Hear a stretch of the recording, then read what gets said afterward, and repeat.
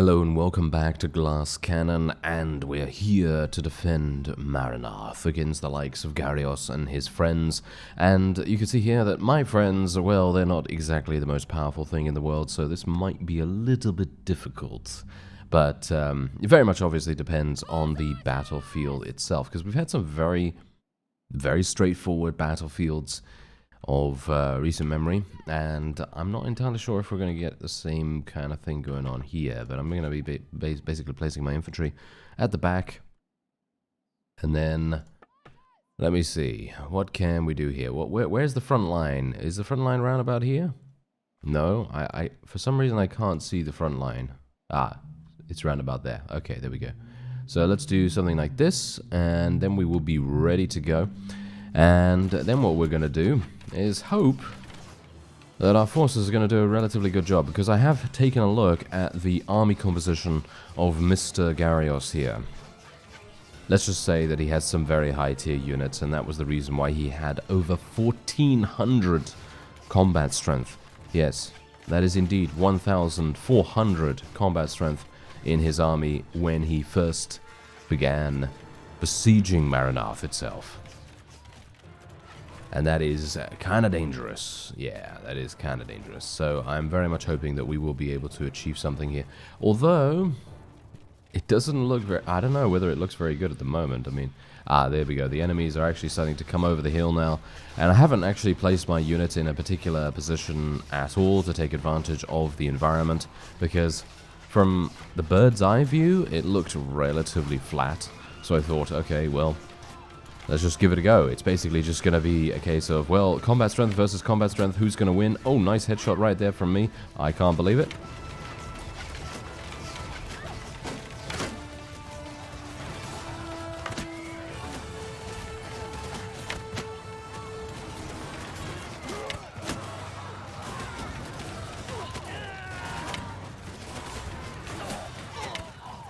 Let's tell the infantry to charge in. We're going to need to do that and make sure we get as much support from them as possible.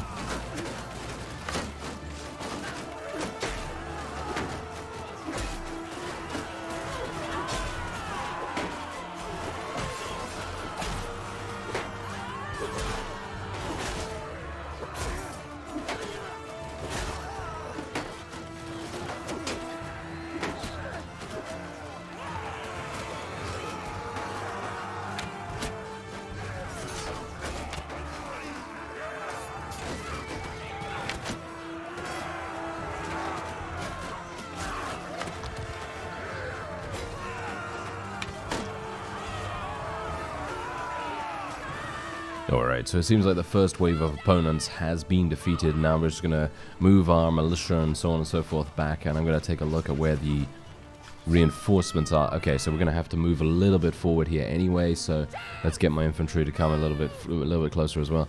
A little bit further to the opponent. Make sure that we have a little bit of backup, just in case. You never know. And where are the most... Oh, wow. Where are the most enemies, I was going to say, but it seems like they're all in different locations around the battlefield. They seem to be scattered, which I suppose is pretty good for us. That means their combat strength is going to be very, very different in all kinds of different places, and they're not going to be fighting as a solidified unit by any means. But yeah, I guess this means I'll have to use a little bit of super fast mode. Yeah, look at that. Massive amounts of damage being done. I'm very pleased that I actually decided to pursue the enemy, because if I did not do that, well, you can kind of imagine what would have happened. We probably wouldn't have gotten those many kills. And we're actually going to be moving forward a little bit more now. Going to tell my people to hold fire as well. And here we go. Maybe we can track them down a little bit. I think this seems like a pretty decent range. Seems like my archers are effective from about 120, maybe 100 distance away. So I'm thinking we'll probably try to get... Oh wow, okay, never mind. Let me actually just do this real quick. I actually told my infantry to hold fire by mistake, so that's not particularly good. And now my forces will be firing at the opponent. Yes, there we go. We got into position just about in time before they were upon us.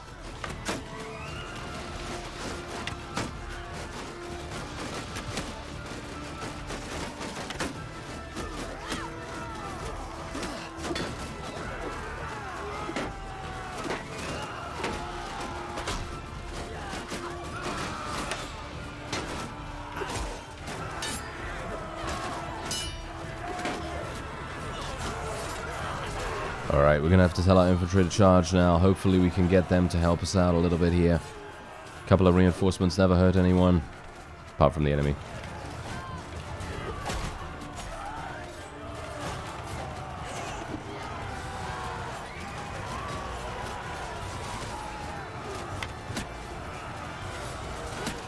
Oh, and then we got ourselves eliminated. Alright, that's not too bad because we have indeed won this battle. Unfortunately, as I've said before in the previous episode, being the most recent example, auto-delegate is so incredibly bad at making decisions, especially when you're using an army of entirely archers, unfortunately, because the skirmish AI is a bit weird. I don't know whether you've noticed this yourself, if you're playing the game too, but if you're not playing the game as well and you've just seen it through my videos, then you will notice that whenever there is a skirmish to be done, the enemy comes close, my archers decide to, well, stop firing and run away, and in many cases that's obviously absolutely fine, but in most, and I'm talking about maybe 90% here, the enemy is just going to murder every single archer, and the skirmish does nothing, basically.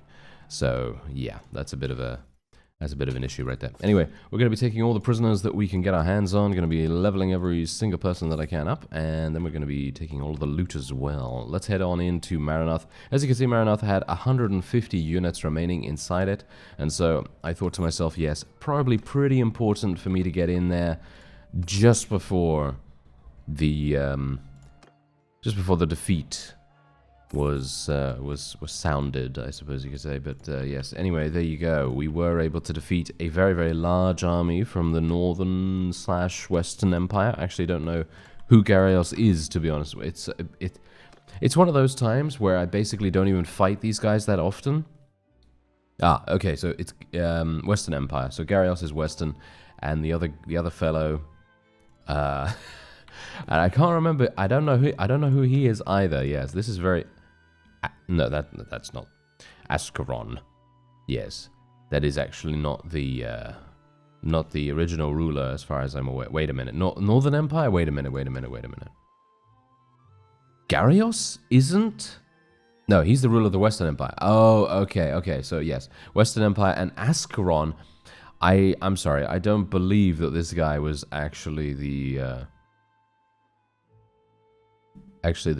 Lukon died. I remember now. Okay, fantastic. Okay, whew. I thought to myself I was going a little bit loopy right there. I don't know, but there you are. Okay, that's actually perfectly fine. Okay, yeah, that was the reason why I wasn't recognizing the fellow's name, because I thought to myself, wait a minute, isn't it something with an L or something? But no. Yeah, that is indeed his son or something along those lines. So yeah, that's good to know. Anyway, I think the best possible course of action we can take right now is to probably head on down here, attack this army right now. Actually, should I even attack this army right now? Is it actually worth me doing this? Ooh, I might have walked into something that we could potentially lose. Okay. Well, that just makes things a little bit more exciting then, doesn't it? Oh yes. Alright, so let me see here. Let me just spread my archers out, and we're basically just going to be moving my infantry back here. Okay.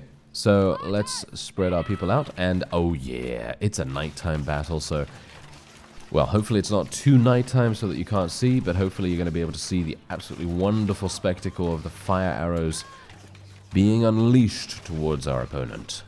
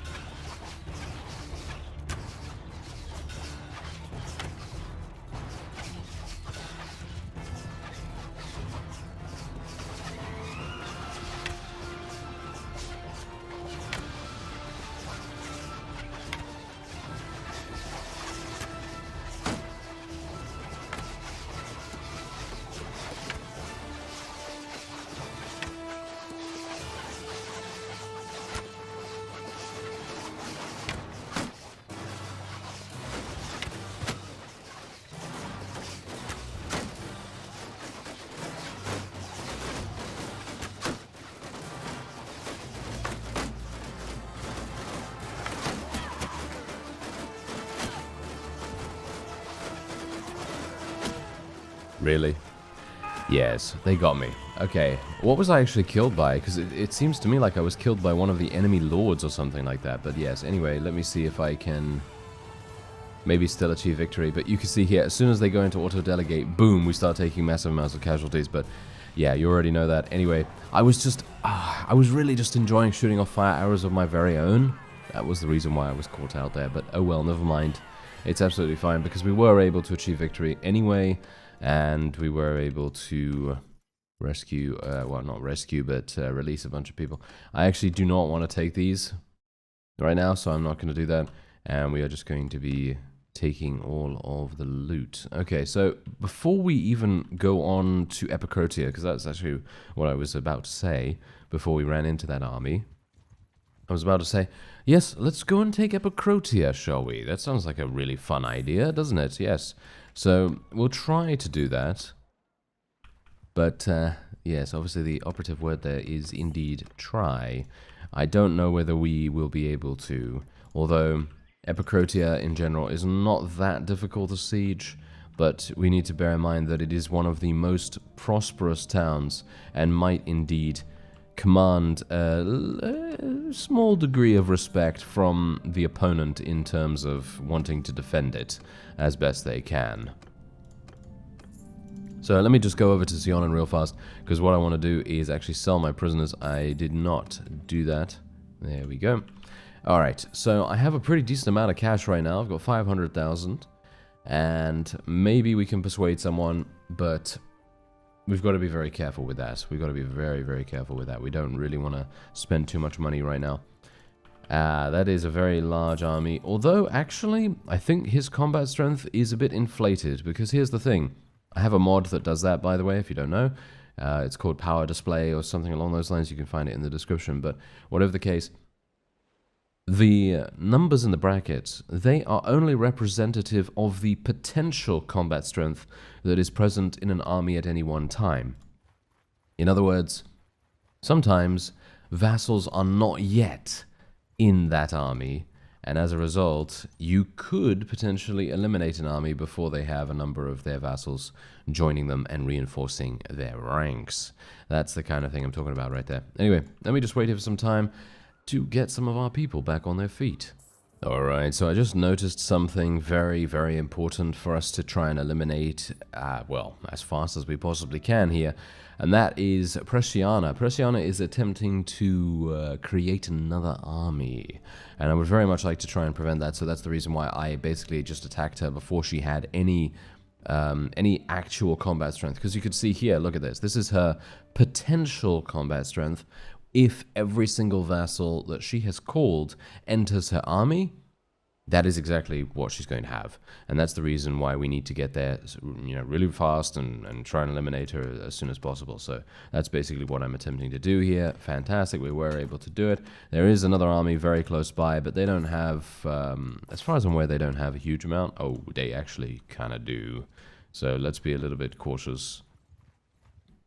But, yes, generally any single time you can see a, should we say, a vassal with a very small amount of numbers, but a large combat strength number, you know that they are either on their way to join an army, or they are the leader of the army. So you probably want to try and eliminate them as fast as possible.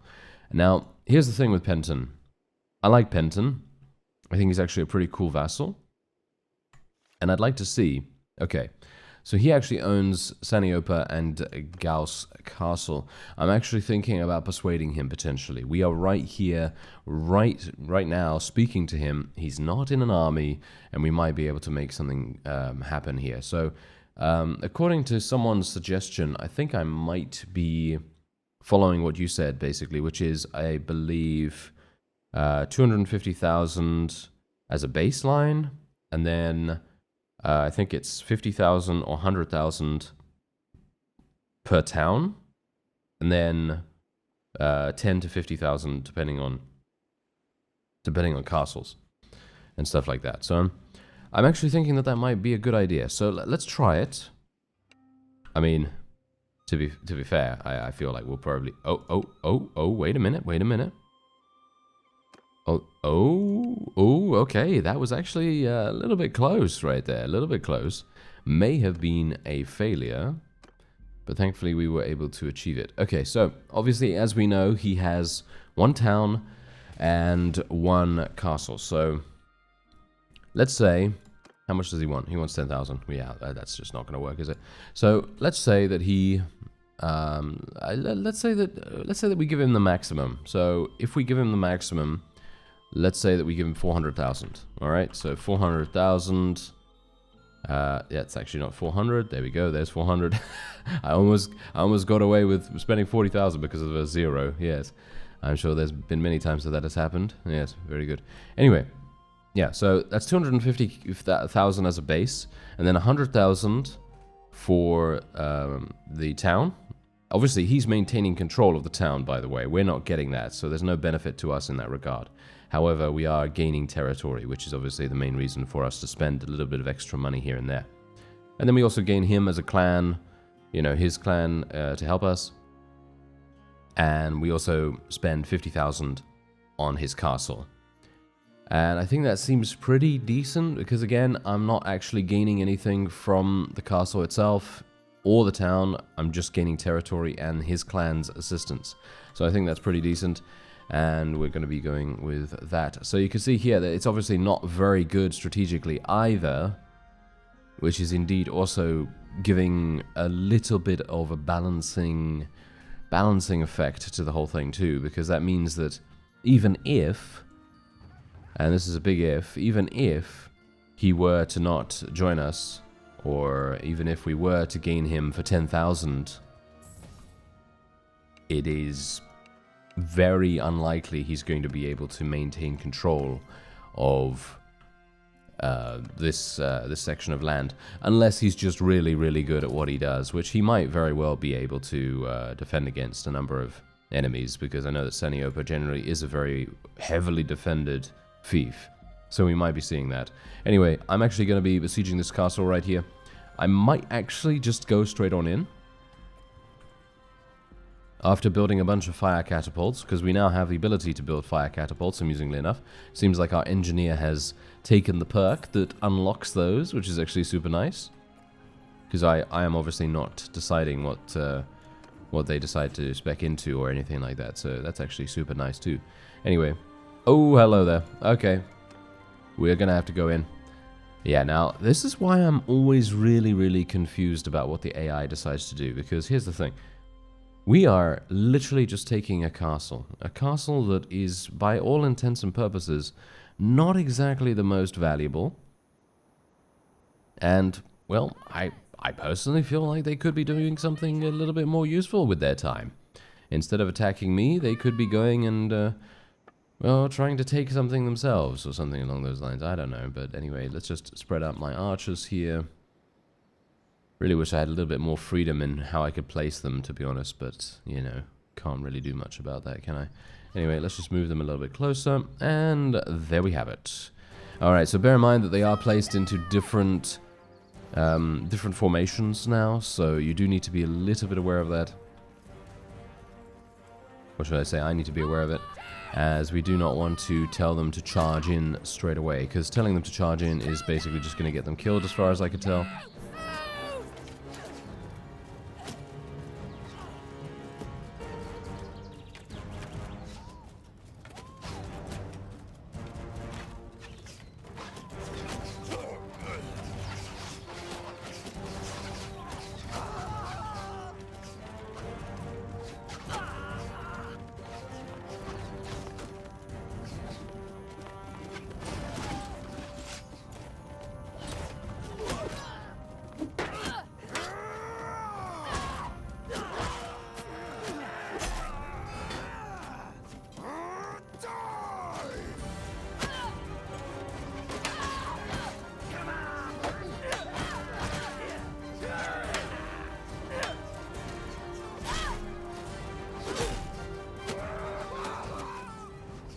Alright, so I'm just hiding up here in the archery nest, and I'm actually wondering whether they're going to even try and... Oh, this guy did.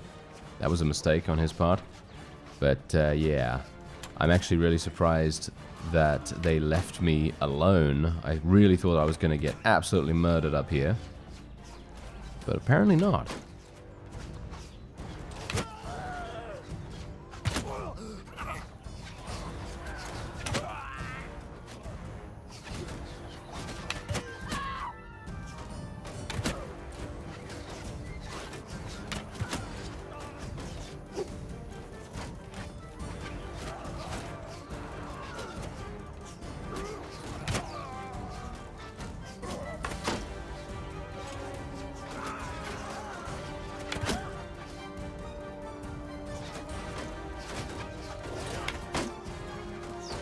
Okay, so how are my forces doing?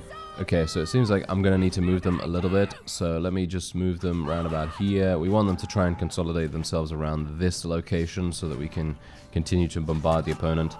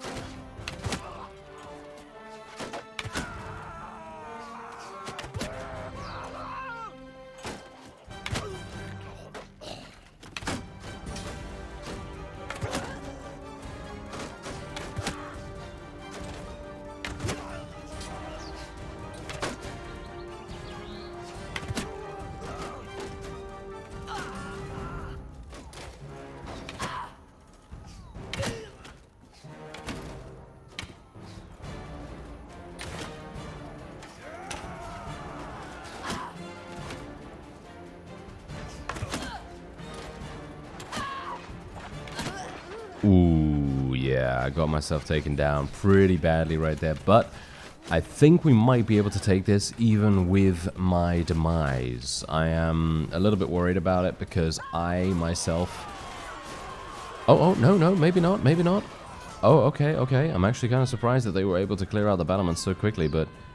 Yeah, anyway, as I was saying, I myself thought to myself, okay, wait a minute. I don't know whether I'm going to be able to do this because, well, usually when I tell my forces to charge in, they always get themselves eliminated very, very harshly, and I really did not want to have to retreat and go back in, because obviously if I retreat, you know what's going to happen. The enemy is going to, well, come down on us like a stack of bricks or whatever that saying is, right? So that's exactly what's going to happen if we even achieve victory, because these guys are going to be coming right for us. Those, you know, that army. And here come my archers. There we go. Here come my archers. You wouldn't think they're archers, right? Because they have two-handed swords. Bear that in mind. They do have two-handed swords, so they are able to do some pretty decent damage. But they are just very defenseless, which is obviously the main theme. Yes, it is the main theme of the series, of course, after all. Anyway, let's just see what I could do here. I'm going to be taking some prisoners, going to be putting them in the garrison here. Going to take all the loot as well. Show mercy, decline, because I think this should probably go to Penton. Let's place all the prisoners in there. There we are. Do I have any lords? No, I do not. Okay, so that's perfectly fine. Do I want to do anything else here? Probably not. I'm going to just chuck 10k in there, and we're just going to be taking all of the constructions off and just basically putting festivals and games on until someone takes over for us a little bit later on. Okay, there we go. Oh, they're leaving us? They're leaving us alone? Okay, hello there. That is a very strange eventuality. Hikara has been defeated, unfortunately, as well. She was one of our caravans. But thankfully, because we have that perk that provides me with 5,000 gold whenever a caravan is defeated, I gained 5,000 gold back, which is actually quite nice. Anyway, oh, hello there. Okay. This might be bad. This might be bad. Okay, let me see what's going on here with all these notifications. Okay, the owner of Utherlame Castle. Let me see who should get that. Utherlame Castle is indeed a Botanian fief, so I feel like it should probably go to a Botanian, right? That makes the most sense. So we're going to be giving it to Luishan. There we go. He's going to be getting that. And then we will... Oh! We can make... What? I can make peace and receive 4,500 tribute? Yes? I would like to do this? Question mark? I think I would. Let's do it. There we go. That is actually amazing. I wasn't able to take Epicrotia, of course, but does it matter? We've just taken this. Oh, okay, yeah, so this is actually a Western Empire army as well. That is hilarious, isn't it? Just my luck.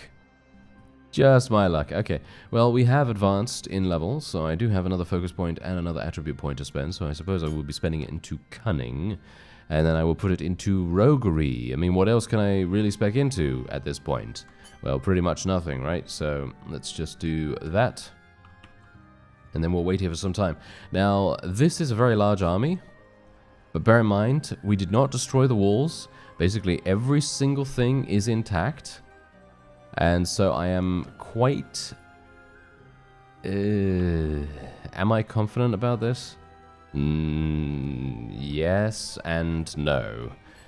It's a bit of a mixed bag, really. Because I'm thinking to myself, ah yes, this is going to be real good. We're going to do an absolutely fantastic job here. But then I also think, well, they have over 1,200 combat strength. So it is highly unlikely that we will be able to do a good job, but you never know. Maybe we will. Let's have a look here and see whether they even decide to go through with it. If they do decide to go through with it, then obviously that's great. But, okay. They are actually doing this. Well, we have an army entirely comprised of archers, very proficient archers, I might add. And oh, you see that? Some of these guys couldn't even fit in the room there, so they just got that was really funny. They just got dropped down there. Okay, so I don't really see the need to do anything with commanding my forces, so I will just press ready and let's go. All right, so what? Oh, yeah.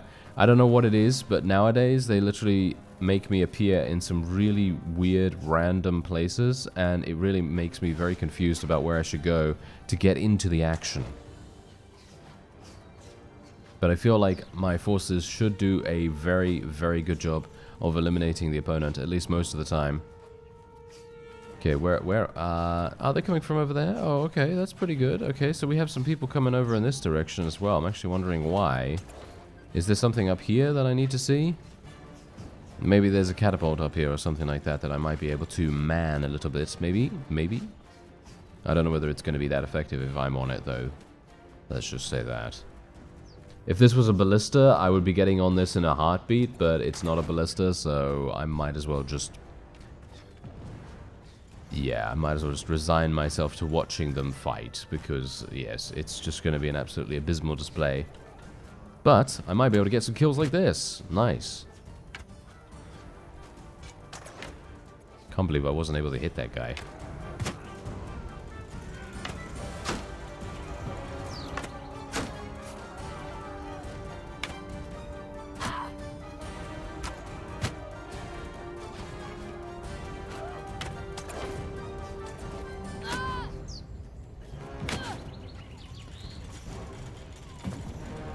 You know, sometimes I just shake my head.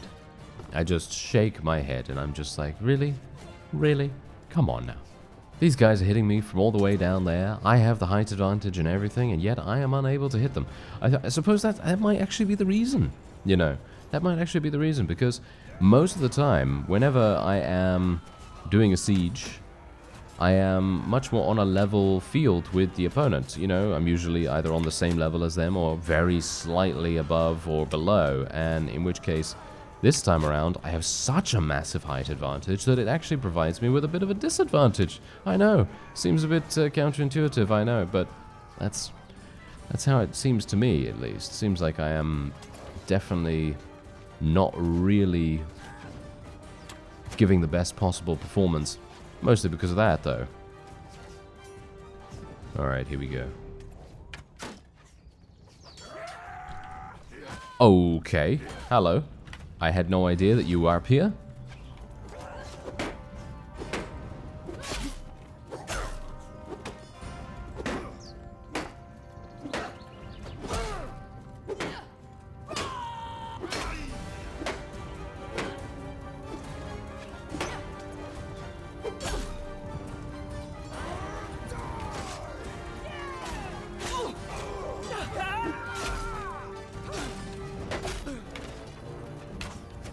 Okay, now that was a very, well, very big surprise, let's just say that. I have no idea how they were even able to get in here so easily, but it seems like they're just using siege ladders. Look at that. Yeah, they are just using siege ladders. Very, very intriguing indeed. Okay. Well, this is a wonderful vantage point. This is the kind of vantage point that I've always wanted. Thank you. Look at that. As soon as they are blinded by the daylight, because obviously they've been in there for a little bit of time, as soon as they're blinded by that, boom, shoot them right in the face. That is basically what we want to see, right? Yeah, that is what we want to see. So let me see. Can I see anyone else? No, there's another one. Ah, he's being smart. This one not so much, but this one is definitely being smart. Not that smart. Ow. Really? I got shot from all the way over. Did that guy really shoot me from all the way over there? That is a remarkable shot. Good work, sir.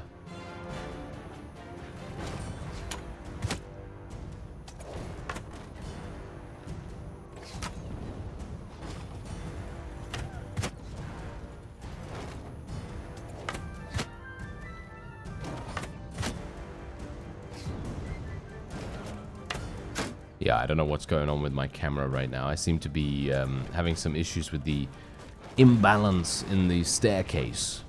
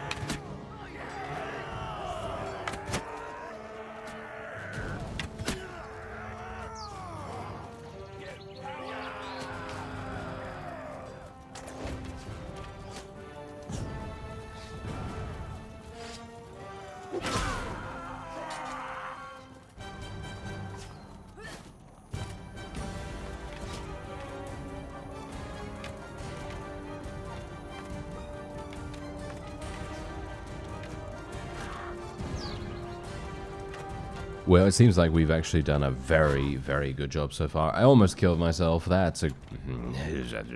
Yes, that's neither here nor there. Let's just say that, because generally, if I'm at this amount of HP, I'm going to die in one hit anyway from basically anything, apart from full damage. Let's just not talk about it. And otherwise, I am actually kind of surprised that we've been able to hold out for so long, but maybe I shouldn't be, because let's face it, we are generally, you know, using the best possible army for defending a castle/town, so I don't know whether it is really that impressive, but generally I feel like we've gotten some pretty nice kills. My skills have also increased quite well, and do you see that guy literally just going flying in this area over here? I'm actually wondering whether I can replicate that same effect, because he literally went just flying all the way up there. I assume it's because these enemies are jam-packed into this area, and the ragdoll physics interacted in a really, really amusing fashion with that. That is probably what's going on. Oh, hello there.